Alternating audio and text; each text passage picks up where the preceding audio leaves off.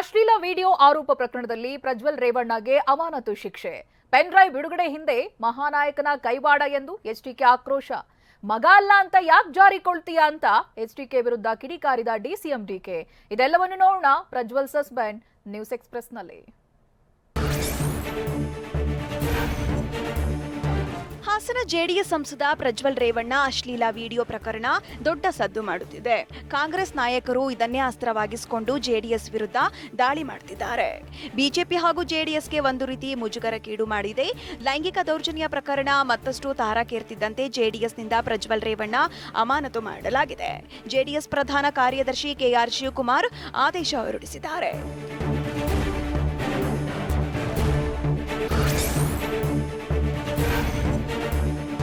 Prajwal pen drive ಪ್ರಕರಣ ಇದೀಗ ಮಹಾನಾಯಕ ಕದನಕ್ಕೆ ತಿರುಗಿದೆ. ನೇರವಾಗಿ ಡಿಸಿಎಂ ಡಿಕೆ ವಿರುದ್ಧ ಆರೋಪ ಮಾಡಿರುವ ಎಚ್ಡಿಕೆ ಪೆನ್ ಡ್ರೈವ್ನ ಹಂಚಿಕೆ ಹಿಂದೆ ಮಹಾನಾಯಕನ ಕೈವಾಡವಿದೆ ಅಂತ ಆರೋಪ ಮಾಡಿದ್ದಾರೆ. ಇದಕ್ಕೆ ತಿರುಗೇಟು ಕೊಟ್ಟಿರೋ ಡಿಕೆ ಶಿವಕುಮಾರ್ ಅವರಿಗೆ ನನ್ನ ನೆನಪಿಸಿಕೊಂಡಿಲ್ಲ ಅಂದ್ರೆ ನಿದ್ದೆ ಬರಲ್ಲ, ಊಟ ಸೇರಲ್ಲ ಎಂದಿದ್ದಾರೆ. ಅದೇನೋ ಪೆನ್ ಡ್ರೈವ್ ಅಂತ ಹೇಳ್ತಿದಾರಲ್ಲ ಕುಮಾರಸ್ವಾಮಿ ಅವರು, ಅದೇ ಪೆನ್ ಡ್ರೈವ್ ಇದ ಅಂತ ಹೇಳಿ ವ್ಯಂಗ್ಯವಾಗಿ ಮಾತಾಡ್ತಾ ಇದ್ದಾರೆ. ಆ ಪೆನ್ ಡ್ರೈವ್ ಇಟ್ಟಿದ್ದೇನೆ, ಇನ್ನು ಯಾವಾಗ ಹೇಳಬೇಕು ಹೇಳೋಣಂತೆ. ನಾನು ಇಂಥ ಪೆನ್ ಡ್ರೈವ್ಗಳು ಮಾಡಿಲ್ಲ ನನ್ನ ಜೀವನದಲ್ಲಿ. ಇಂಥ ಪೆನ್ ಡ್ರೈವ್ ಮಾಡತಕ್ಕಂಥದ್ದು ಅವರ ನಡವಳಿಕೆ, ಅವ್ರ ಸಂಸ್ಕೃತಿ, ಅದು ಇಂಥ ಪೆನ್ ಡ್ರೈವ್. ಯಾಕೆಂದ್ರೆ ಹಿಂದೆನೋ ಭಾಳ ಮಾಡಿದ್ದಾರೆ.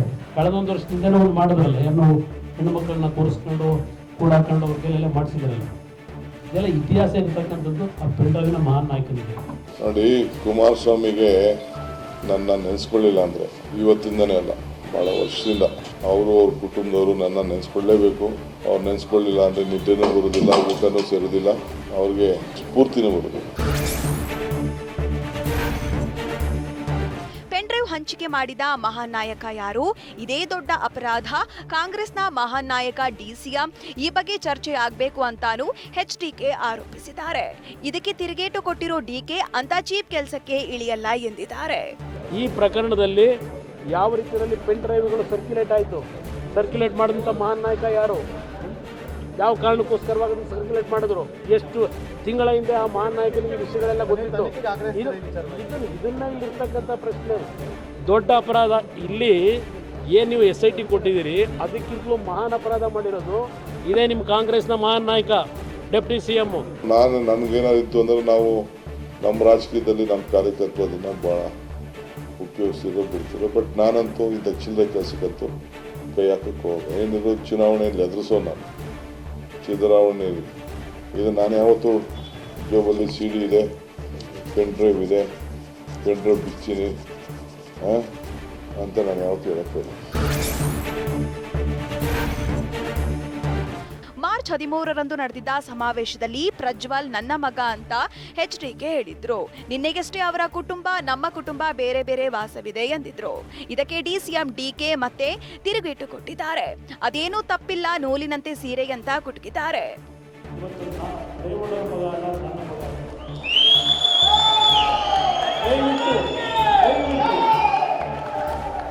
ಒಂದು ಬಾರಿ ಬಹಳ ಬದಲಾವಣೆ ತರ್ತೀನಿ, ಅವನಲ್ಲೂ ಬದಲಾವಣೆ ಆಗ. ನನ್ನ ಮಗ ಪ್ರಜ್ವಲ್ ಬೇರೆ ಅಲ್ಲ ಅಂತ ಹೇಳಿದ್ದಾರೆ. ತಪ್ಪೇನಿಲ್ಲ, ಇರೋದು ಸತ್ಯನೇ. ಒಂದು ಕುಡಿ, ಒಂದು ಕುಟುಂಬ. ಟಿವಿಯವ್ರು ಹೇಳ್ತಾ ಇದ್ರು ನೂಲಿನಂತೆ ಸೀರೆ ಅಂತ. ಸೊ ಅದೇನು ನಾನು ತಪ್ಪು ಅಂತ ಹೇಳೋದಿಲ್ಲ. ಪ್ರಜ್ವಲ್ ರೇವಣ್ಣ ಅಶ್ಲೀಲ ವಿಡಿಯೋ ಕೇಸ್ನಲ್ಲಿ ಜಟಾಪಟಿ ಜೋರಾಗಿದೆ. ಉಪ್ಪು ತಿಂದವರು ನೀರು ಕುಡಿಯಲೇಬೇಕು ಎಂದ ಎಚ್ಡಿಕೆ ಮಾತಿಗೆ ಡಿಸಿಎಂ ಡಿಕೆ ಬೆಂಕಿ ಆದ್ರು. ಮಗ ಅಲ್ಲ ಅಂತ ಏಕೆ ಜಾರಿಕೊಳ್ತಿದ್ದೀಯಾ ಎಂದು ಡಿಸಿಎಂ ಡಿಕೆ ತಿರುಗೇಟು ಕೊಟ್ಟಿದ್ದಾರೆ. ತಪ್ಪು ಯಾರು ಮಾಡಿದ್ರೆ ತಪ್ಪು ಶಿಕ್ಷೆ ಅನುಭವಿಸ್ಬೇಕು. ನಾನೇ ಹೇಳಿದ್ದೇನಲ್ಲ, ವಿಷಯ ನಮಗೇನು ಗೊತ್ತಿದೆ.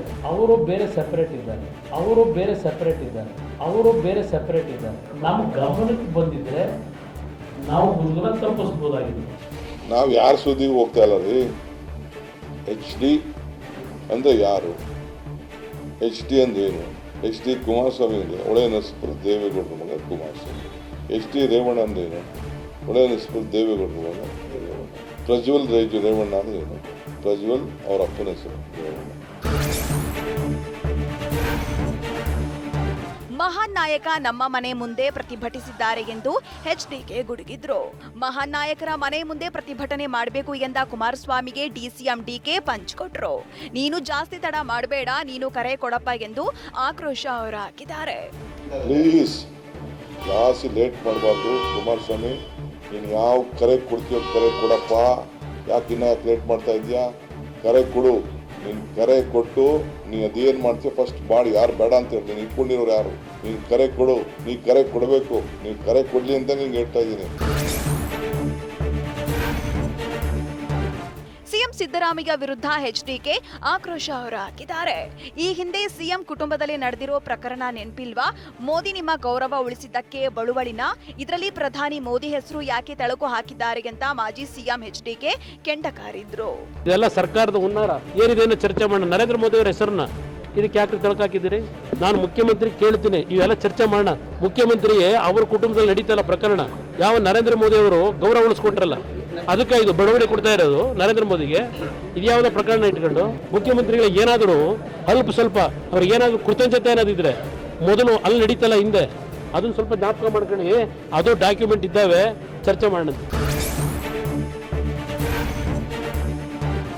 ಇವತ್ತು ವಿಕೃತಿ ಮನೋಭಾವದವರು ಈ ಭೂಮಿಯಲ್ಲಿದ್ದಾರೆ. ಒಬ್ಬೊಬ್ಬರು ಒಂದೊಂದು ರೀತಿಯಲ್ಲಿರ್ತಾರೆ. ಕ್ರಮ ಕೈಗೊಳ್ಳಿ ಅಂತ ಹುಬ್ಬಳ್ಳಿಯಲ್ಲಿ ಮಾಜಿ ಸಿಎಂ ಎಚ್ಡಿ ಕುಮಾರಸ್ವಾಮಿ ಆಗ್ರಹಿಸಿದ್ರು. ಡಿಸಿಎಂ ಡಿಕೆ ಮೇಲೆಯೂ ತನಿಖೆ ಆಗಬೇಕು. ಆದಷ್ಟು ಬೇಗ ನಿಮ್ಮ ಮುಂದೆ ಪೆನ್ ಡ್ರೈವ್ ಇಡ್ತೇನೆ. ಅಶ್ಲೀಲ ವಿಡಿಯೋದಲ್ಲ, ಭ್ರಷ್ಟಾಚಾರಕ್ಕೆ ಸಂಬಂಧಿಸಿದ್ದು ಅಂತ ಕುಮಾರಸ್ವಾಮಿ ಗುಡುಗಿದ್ರು. ಯಾವ ರೀತಿಯಲ್ಲಿ ಪೆನ್ ಡ್ರೈವ್ಗಳು ಸರ್ಕ್ಯುಲೇಟ್ ಮಾಡಿದಂಥ ಮಹಾನ್ ನಾಯಕ ಯಾರು? ಏನು ನೀವು SIT ಕೊಟ್ಟಿದ್ದೀರಿ, ಅದಕ್ಕಿಂತಲೂ ಮಹಾನ್ ಅಪರಾಧ ಮಾಡಿರೋದು ಇದೇ ನಿಮ್ಮ ಕಾಂಗ್ರೆಸ್ನ ಮಹಾನ್ ನಾಯಕ ಡೆಪ್ಟಿ CM. ಇದರ ಬಗ್ಗೆ ಸುದೀರ್ಘವಾಗಿ ಎಲ್ಲ ವಿಷಯ ಹೇಳೋಣ, ಚರ್ಚೆ ಮಾಡೋಣ, ಸಮಾಧಾನವಾಗಿ ಚರ್ಚೆ ಮಾಡೋಣ. ನಾನಿಲ್ಲಿ ಪಲಾಯನವಾದ ಮಾಡೋನಲ್ಲ. ಲೋಕಸಭೆ ಸದಸ್ಯ ಆದ್ಮೇಲೆ ಎಂಪಿ ಕಚೇರಿಯಲ್ಲಿ ನಡೆದಿದೆ ಅಂತ ಬೆಂಗಳೂರಿನಲ್ಲಿ ಕೈ ಸಂಸದ ಡಿಕೆ ಸುರೇಶ್ ಸ್ಫೋಟಕ ಆರೋಪ ಮಾಡಿದ್ರು. ಅವರ ಫಾರಂ ಹೌಸ್ನಲ್ಲಿ ನಡೆದಿರೋದು ನಾನು ಒಂದೋ ಎರಡೋ ವಿಡಿಯೋ ನೋಡಿದ್ದೇನೆ.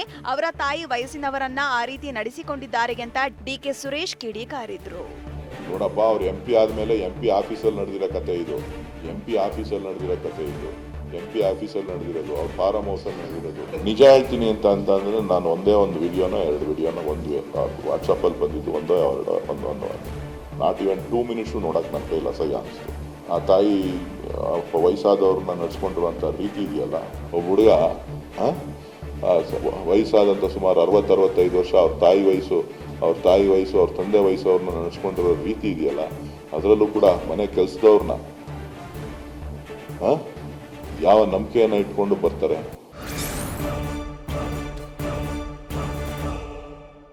ಪ್ರಜ್ವಲ್ ಪ್ರಕರಣ ಪ್ರಸ್ತಾಪಿಸಿದ ಪ್ರಿಯಾಂಕಾ ಗಾಂಧಿಗೆ ತಿರುಗೇಟು ನೀಡಿದ ಅಮಿತ್ ಶಾ. ವಿದೇಶಕ್ಕೆ ಹೋಗಲು ನಾವು ಬಿಟ್ವಾ ಅಂತ ಡಿಸಿಎಂ ಡಿಕೆ ಕೆಂಡಾಮಂಡಲ. ಪ್ರಜ್ವಲ್ ರೇವಣ್ಣ ಮಾಜಿ ಡ್ರೈವರ್ ಪ್ರತ್ಯಕ್ಷವಾಗಿ ಪೆನ್ ಡ್ರೈವ್ ರಹಸ್ಯ ವಿವರಿಸಿದ್ದು ಹೇಗೆ? ಇದೆಲ್ಲವನ್ನು ನೋಡೋಣ ಪ್ರಜ್ವಲಾಗ್ನಿ ನ್ಯೂಸ್ ಎಕ್ಸ್‌ಪ್ರೆಸ್ನಲ್ಲಿ. ಪ್ರಜ್ವಲ್ ರೇವಣ್ಣರದ್ದು ಎನ್ನಲಾಗಿರೋ ಅಶ್ಲೀಲ ವಿಡಿಯೋ ಪ್ರಕರಣ ರಾಷ್ಟ್ರ ಮಟ್ಟದಲ್ಲೂ ಭಾರೀ ಸದ್ದು ಮಾಡುತ್ತಿದೆ. ಈ ಬಗ್ಗೆ ನಿನ್ನೆ ಕಲಬುರಗಿಯ ಸೇಡಂನಲ್ಲಿ ಮಾತನಾಡಿದ ಕಾಂಗ್ರೆಸ್ ನಾಯಕಿ ಪ್ರಿಯಾಂಕಾ ಗಾಂಧಿ, ಪ್ರಜ್ವಲ್ ಕೃತ್ಯದ ಬಗ್ಗೆ ಗೊತ್ತಿದ್ರೂ ಟಿಕೆಟ್ ಕೊಟ್ಟಿದ್ದಾರೆ ಅಂತ ಕಿಡಿಕಾರಿದ್ರು. ಇದಕ್ಕೆ ತಿರುಗೇಟು ಕೊಟ್ಟ ಕೇಂದ್ರ ಗೃಹ ಸಚಿವ ಅಮಿತ್ ಶಾ ಮೋದಿಗೆ ಪ್ರಶ್ನೆ ಕೇಳ್ತಿದ್ದಾರೆ.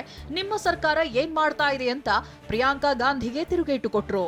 प्रियंका जी हमसे सवाल पूछ रही है, मैं प्रियंका जी को कहना चाहता हूं, नरेंद्र मोदी जी और मुझसे सवाल पूछने की जगह आपके मुख्यमंत्री उप मुख्यमंत्री को सवाल करिए कि आपकी सरकार क्या कर रही है, क्यों जांच नहीं हो रही है. ಕೇಂದ್ರ ಗೃಹ ಸಚಿವ ಅಮಿತ್ ಶಾ ಏನ್ ಹೇಳಿದ್ದಾರೆ? ಹೆಣ್ಮಕ್ಕಳ ಸುರಕ್ಷತೆ ವಿಚಾರದಲ್ಲಿ ರಾಜಿ ಇಲ್ಲ ಅಂದಿದ್ದಾರೆ ಅಂತ ಹುಬ್ಬಳ್ಳಿಯಲ್ಲಿ ಮಾಜಿ ಸಿಎಂ ಎಚ್ಡಿ ಕುಮಾರಸ್ವಾಮಿ ಹೇಳಿದ್ರು. ಅವರು ಪ್ರಜ್ವಲ್ ರೇವಣ್ಣನವರ ಪ್ರಕರಣ ಪ್ರಸ್ತಾಪಿಸಿಲ್ಲ ಅಂತ ಹೇಳಿದ್ರು.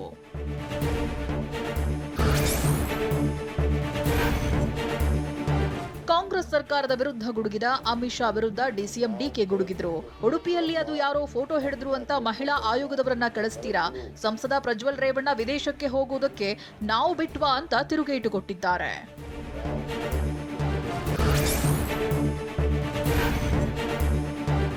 ಜೆಡಿಎಸ್ ಸಂಸದ ಪ್ರಜ್ವಲ್ ರೇವಣ್ಣ ವಿರುದ್ಧದ ಲೈಂಗಿಕ ಕಿರುಕುಳ ಆರೋಪ ಪ್ರಕರಣಕ್ಕೆ ಟ್ವಿಸ್ಟ್ ಸಿಕ್ಕಿದೆ. ಪೆನ್ ಡ್ರೈವ್ ಅಸಲಿ ಕಹಾನಿ ಶುರುವಾಗಿದೆ. ಪೆನ್ ಡ್ರೈವ್ ಬಗ್ಗೆ ಹೊಳೆನರಸೀಪುರ ಬಿಜೆಪಿ ಮುಖಂಡ ದೇವರಾಜೇಗೌಡ ಹೇಳಿಕೆ ಬೆನ್ನಲ್ಲೇ ಪ್ರಕರಣ ಹೊಸ ತಿರುವು ಪಡೆದುಕೊಂಡಿದೆ. ದೇವರಾಜೇಗೌಡ ಹೇಳಿಕೆ ಬೆನ್ನಲ್ಲೇ ಸ್ಪಷ್ಟನೆ ನೀಡಿದ ಪ್ರಜ್ವಲ್ ರೇವಣ್ಣ, ಮಾಜಿ ಕಾರು ಚಾಲಕ ಕಾರ್ತಿಕ್, ನಾನು ಬಿಜೆಪಿ ಮುಖಂಡ ದೇವರಾಜೇಗೌಡ ಬಿಟ್ರೆ ಬೇರೆ ಯಾರಿಗೂ ವಿಡಿಯೋ ಫೋಟೋಗಳನ್ನ ಹಂಚಿಕೊಂಡಿಲ್ಲ ಅಂತ ಹೇಳಿದ್ದಾರೆ.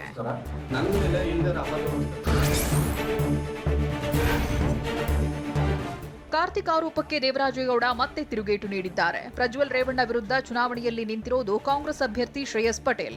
ಶ್ರೇಯಸ್ ಶಿಷ್ಯ ಅಥವಾ ಗುರು ಇದೇ ಕಾರ್ತಿಕ್. ಆತನ ಜೊತೆಯೇ ಕಾರ್ತಿಕ್ ಚುನಾವಣೆ ಮಾಡಿದ್ದಾನೆ. ರಾಜ್ಯ ನಾಯಕರನ್ನ ಭೇಟಿ ಮಾಡಿದ್ದ. ಇಲ್ಲಿ ಆಗಿರೋ ಗೇಮ್ ಬೇರೆ, ತನಿಖೆಯಲ್ಲಿ ಹೊರಬರುತ್ತೆ ಅಂತ ದೇವರಾಜೇಗೌಡ ಹೇಳಿದ್ದಾರೆ.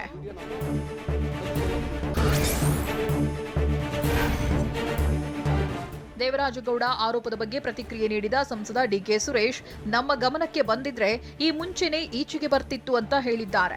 ಪ್ರಜ್ವಲ್ ರೇವಣ್ಣ ವಿಡಿಯೋ ಬಗ್ಗೆ ಖುದ್ದು ಪ್ರಧಾನಮಂತ್ರಿಗಳಿಗೆ ಮಾಹಿತಿ ರವಾನೆಯಾಗಿತ್ತು ಅಂತ ಕೂಡ ಡಿಕೆ ಸುರೇಶ್ ಹೇಳಿದ್ದಾರೆ.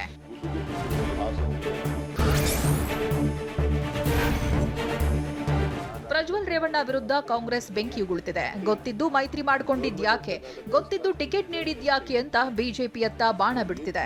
ಯೂತ್ ಕಾಂಗ್ರೆಸ್ ಕಾರ್ಯಕರ್ತರು ಪ್ರತಿಭಟನೆ ನಡೆಸಿದ್ದಾರೆ. ಬೆಂಗಳೂರಿನ ಮಲ್ಲೇಶ್ವರಂನಲ್ಲಿರೋ ಬಿಜೆಪಿ ಕಚೇರಿಗೆ ಮುತ್ತಿಗೆ ಹಾಕಲು ಯತ್ನಿಸಿದ್ದಾರೆ. ದೊಡ್ಡ ಹೈ ಡ್ರಾಮವೇ ನಡೆಯಿತು.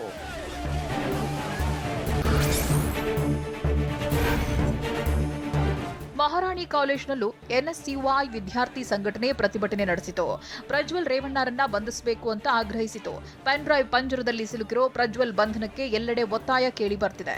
ಸಿಎಂ ಕಾವೇರಿ ನಿವಾಸದಲ್ಲಿ CM Siddaramaiah, doctor G Parameshwar, DCM DK ಪ್ರಕರಣದ ಕುರಿತು ಚರ್ಚೆ ನಡೆಸಿದ್ದಾರೆ.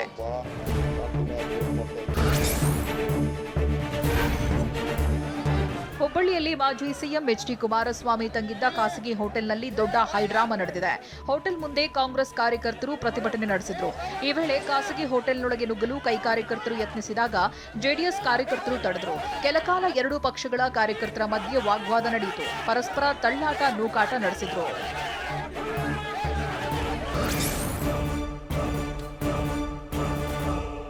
ಮೋದಿ ಹತಾಶರಾಗಿ ಸುಳ್ಳು ಹೇಳಿದ್ದಾರೆ ಅಂತ ಸಿದ್ದರಾಮಯ್ಯ ವಾಗ್ದಾಳಿ ನಡೆಸಿದ್ದಾರೆ.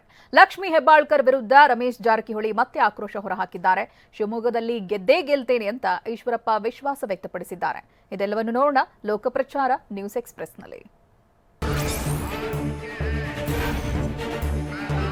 ಪ್ರಧಾನಿ ವೋಟ್ಗಾಗಿ ಅತ್ಯಂತ ನೀಚ ಕೆಲಸ ಮಾಡ್ತಿದ್ದಾರೆ ಅಂತ ಸಿಎಂ ಸಿದ್ದರಾಮಯ್ಯ ವಾಗ್ದಾಳಿ ನಡೆಸಿದ್ದಾರೆ. ಬೆಳಗಾವಿ ಜಿಲ್ಲೆಯ ಗೋಕಾಕ್ನಲ್ಲಿ ಸಮಾವೇಶದಲ್ಲಿ ಮಾತನಾಡಿದ ಅವರು, ಕರ್ನಾಟಕದಲ್ಲಿ ಸಂಬಳ ಕೊಡಲು ಹಣವಿಲ್ಲ ಎಂದಿದ್ದಾರೆ. ಇದು ಹಸಿ ಸುಳ್ಳು. ರಾಜ್ಯದಲ್ಲಿ ಅಭಿವೃದ್ಧಿ ಕೆಲಸಗಳನ್ನ ನಿಲ್ಲಿಸಿಲ್ಲ ಅಂತ ತಿರುಗೇಟು ನೀಡಿದ್ದಾರೆ.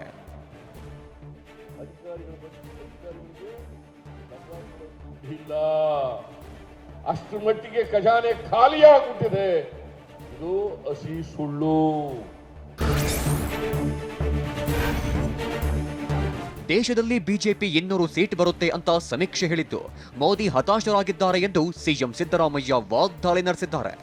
ಬೆಳಗಾವಿ ಜಿಲ್ಲೆಯ ಗೋಕಾಕ್ನಲ್ಲಿ ಮಾತನಾಡಿದ ಅವರು, ಈ ಬಾರಿ ಯಾವುದೇ ಕಾರಣಕ್ಕೂ ಮೋದಿ ಅಧಿಕಾರಕ್ಕೆ ಬರಲ್ಲ, ಅದರಿಂದ ಮೋದಿ ಹತಾಶರಾಗಿ ಸುಳ್ಳು ಹೇಳುತ್ತಿದ್ದಾರೆ ಅಂತಂದ್ರು. ಆಕ್ಸಿಸ್ ಮೈ ಇಂಡಿಯಾ ಅಂತಕ್ಕಂಥವ್ರು ಸರ್ವೆ ಮಾಡಿದ್ರು. ಆ ಸರ್ವೆನಲ್ಲಿ ಇವರಿಗೆ ಬರೀ 210 ಸೀಟ್ ಮಾತ್ರ ಬಂದಿತ್ತು. ನಮಗೂ ರಕ್ತ ಕುದಿಯುತ್ತಿದೆ, ಆದರೆ ಏನು ಮಾಡಲು ಆಗ್ತಿಲ್ಲ ಅಂತ ಮಾಜಿ ಸಚಿವ ರಮೇಶ್ ಜಾರಕಿಹೊಳಿ ಹೇಳಿದ್ದಾರೆ. ಗೋಕಾಕ್ನಲ್ಲಿ ಮಾತನಾಡಿದ ಅವರು, ಬೆಳಗಾವಿ ಕಾಂಗ್ರೆಸ್ ಅಭ್ಯರ್ಥಿ ತಾಯಿ ಬೇಕಾದ ಹಾಗೆ ಮಾತನಾಡ್ತಿದ್ದಾರೆ. ಜೂನ್ 4ನೇ ರಿಸಲ್ಟ್ ವರೆಗೆ ಏನು ಮಾತನಾಡಲ್ಲ, ಆಮೇಲೆ ಮಾತನಾಡ್ತೀನಿ ಅಂತಂದ್ರು. 5ನೇ ತರ ಪ್ರೆಸ್ ಮೀಟ್ ಮಾಡಿ ಎಲ್ಲ ತೊಳೆದ ಎಲ್ಲ ವಿಷಯ ಬಹಿರಂಗ ಪಡಿಸೋತಿ. ರಮೇಶ್ ಜಾರಕಿಹೊಳಿಗೆ ನೈತಿಕತೆ ಇದೆಯಾ ಅಂತ ಸಚಿವೆ ಲಕ್ಷ್ಮೀ ಹೆಬ್ಬಾಳ್ಕರ್ ತಿರುಗೇಟು ನೀಡಿದ್ದಾರೆ. ಗೋಕಾಕ್ನಲ್ಲಿ ನಡೆದ ಸಮಾವೇಶದಲ್ಲಿ ಮಾತನಾಡಿದ ಅವರು, ಬಿಜೆಪಿಯವರು ಕುರುಬ ಸಮಾಜಕ್ಕೆ ದೊಡ್ಡ ಅನ್ಯಾಯ ಮಾಡಿದ್ದಾರೆ. ದೇಶದಲ್ಲಿ ಕುರುಬ ಸಮಾಜಕ್ಕೆ ಕಿರೀಟ ತೊಡಿಸಿದ್ದು ಕಾಂಗ್ರೆಸ್ ಅಂತ ಕಾಲೆಳೆದಿದ್ದಾರೆ. ನಂತರ ಯಾರಾದ್ರೂ ರಾಜ್ಯದಲ್ಲಿ ಹಿಂದುಳಿದ ವರ್ಗಗಳನ್ನ ಮೇಲ್ದರ್ಜೆಗೆ ಎತ್ತುವಂತ ಕೆಲಸವನ್ನ ಮಾಡಿದ್ರೆ ಅದು ನಮ್ಮ ಹೆಮ್ಮೆಯ ಸಿದ್ದರಾಮಯ್ಯನವರು. ಅವರನ್ನ ತೆಗಿತೀರಿ, ಅವರ ಸರ್ಕಾರವನ್ನ ತೆಗಿತೀರಿ ಅಂತ ಹೇಳ್ತಿರಲ್ಲ, ಹೇಳಲಿಕ್ಕೆ ನಾನು ಬಯಸ್ತೇನೆ. ಲೋಕಸಭೆ ಚುನಾವಣೆ ನಂತರ ರಾಜ್ಯ ಸರ್ಕಾರ ಪತನವಾಗುತ್ತೆ ಅಂತ ಮಾಜಿ ಸಚಿವ ರಮೇಶ್ ಜಾರಕಿಹೊಳಿ ಭವಿಷ್ಯ ನುಡಿದಿದ್ದಾರೆ. ಗೋಕಾಕ್ನಲ್ಲಿ ಮಾತನಾಡಿದ ಅವರು, ಜೂನ್ ಬಳಿಕ ರಾಜ್ಯದಲ್ಲಿ ಹೊಸ ಸರ್ಕಾರ ಬರುತ್ತೆ, ಮುಂದಿನ ದಿನಗಳಲ್ಲಿ ಎಲ್ಲ ಗೊತ್ತಾಗುತ್ತೆ ಅಂತಂದ್ರು. ಇದು ರಾಜ್ಯ ಸರ್ಕಾರ ಇದು ಪತನ ಆಗಿ ಹೊಸ ಯೋಜನೆ ಹೊಸ ಪತನ 100% ಇದು ಪಾರ್ಲಿಮೆಂಟ್ ನಂತರ ಪತನ ಆಗ್ತದೆ. ಆಮೇಲೆ ನಮ್ಮ ಮತ್ತೆ ಮುಂದಿನ ಒಳ್ಳೆ ಕೆಲವು ವಿಷಯ ವೇದಿಕೆ ನಾವು ಹೇಳಕ್ ಬರೋದಿಲ್ಲ. ವಿದ್ಯಾರ್ಹತೆ ಬಗ್ಗೆ ಪ್ರಶ್ನಿಸಿದ್ದ ಬಿಜೆಪಿ ಅಭ್ಯರ್ಥಿ ಉಮೇಶ್ ಜಾಧವ್ಗೆ ಸಚಿವ ಪ್ರಿಯಾಂಕ್ ಖರ್ಗೆ ತಿರುಗೇಟು ನೀಡಿದ್ದಾರೆ. ಕಲಬುರಗಿಯಲ್ಲಿ ಮಾತನಾಡಿದ ಅವರು, ನಾನು ಪ್ರಧಾನಿ ಮೋದಿಗಿಂತ ವೆಲ್ ಕ್ವಾಲಿಫೈಡ್ ಆಗಿದ್ದೀನಿ, ರಾಹುಲ್ ಗಾಂಧಿಯನ್ನ ಪಪ್ಪು ಅಂತಾರೆ, ಅವರು ಕೂಡ ವೆಲ್ ಕ್ವಾಲಿಫೈಡ್ ಅಂತ ವಾಗ್ದಾಳಿ ನಡೆಸಿದ್ರು. ನನ್ನ ಕ್ವಾಲಿಫಿಕೇಶನ್ ಕೇಳ್ತಾ ಇದ್ರಲ್ಲಪ್ಪ, ಟ್ರಸ್ಟ್ ಮೀ ಉಮೇಶ್ ಜಾಧವ್ ಅವರೇ, I am more qualified than the prime minister. ನೀವು ಏನೇನು ಮಾಡಿದ್ದೀರಾ ಏನೇನು ಭ್ರಷ್ಟಾಚಾರ ಮಾಡೋದ್ರಲ್ಲಿ ಈಶ್ವರ್ ಖಂಡ್ರೆ ಎತ್ತಿದ ಕೈ ಅಂತ ಬಿಜೆಪಿ ಅಭ್ಯರ್ಥಿ ಭಗವಂತ ಖೂಬಾ ವಾಗ್ದಾಳಿ ನಡೆಸಿದ್ದಾರೆ. ಬಿಜೆಪಿ ಪ್ರಚಾರ ವೇಳೆ ಮಾತನಾಡಿದ ಅವರು, ಅಪ್ಪನಿಗಿಂತ ಮಗ ಸಾಗರ್ ಖಂಡ್ರೆ ದೊಡ್ಡ ಸುಳ್ಳುಗಾರ, ಆದರೆ ನನ್ನ ವಿರುದ್ಧ ಅಪಪ್ರಚಾರ ಮಾಡಲು ದಂಡ ಕಟ್ಟಿದ್ದಾರೆ ಅಂತ ಕಿಡಿಕಾರಿದ್ದಾರೆ. ಹತಾಶೆ ಭಾವನೆಯನ್ನು, ನಿರಾಶೆ ಭಾವನೆಯನ್ನು, ಭಯದ ಭಾವನೆಯನ್ನು ಸ್ಪಷ್ಟವಾಗಿ ಎದ್ದು ಕಾಣಿಸ್ತಾ ಇದೆ. ಪಕ್ಷೇತರ ಅಭ್ಯರ್ಥಿ ಕೆಎಸ್ ಈಶ್ವರಪ್ಪಗೆ ಮಲೆನಾಡು ರೈತ ಹೋರಾಟ ಸಮಿತಿ ಬೆಂಬಲ ಸೂಚಿಸಿದೆ.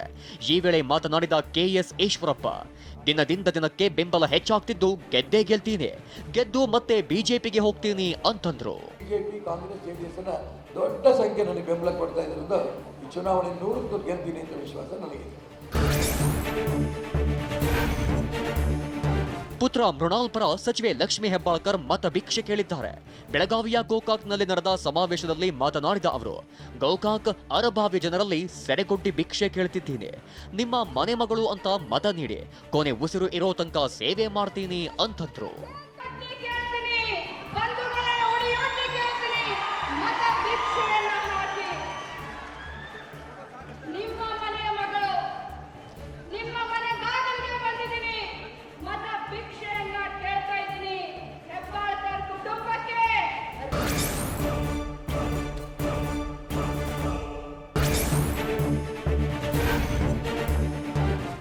ಎಐಸಿಸಿ ಅಧ್ಯಕ್ಷ ಮಲ್ಲಿಕಾರ್ಜುನ ಖರ್ಗೆ ಕೂಡ ಶ್ರೀನಿವಾಸ್ ಪ್ರಸಾದ್ ಪಾರ್ಥಿವ ಶರೀರದ ಅಂತಿಮ ದರ್ಶನ ಪಡೆದ್ರು.